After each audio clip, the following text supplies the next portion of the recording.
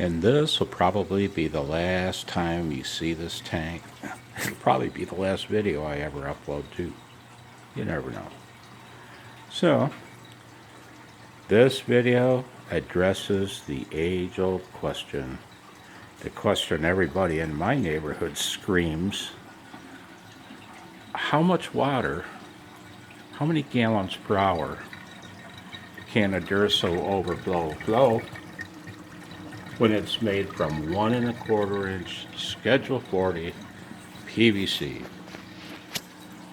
Well, I'm here to tell you.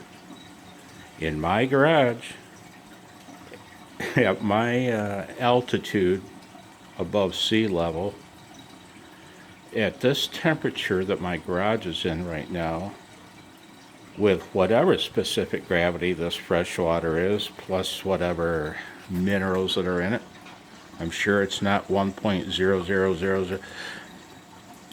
In my situation, in my test tank, since I had to fiddle and fiddle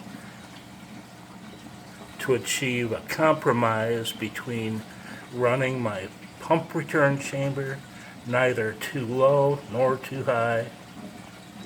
Both are problematic. Run it too low, it starts sucking bubbles in.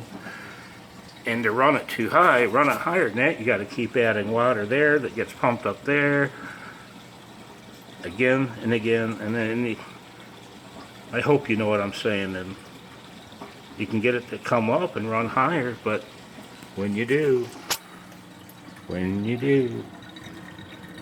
the water runs all the way up to the top of this pipe, right to the very top of that, and that's not acceptable. It's taking too much head pressure to push that 655 gallons an hour, which I measured flowing over the rim of the tank. It's an honest flow rate. It took excess head pressure to force that flow rate through this 1 1/4 inch Durso Overflow.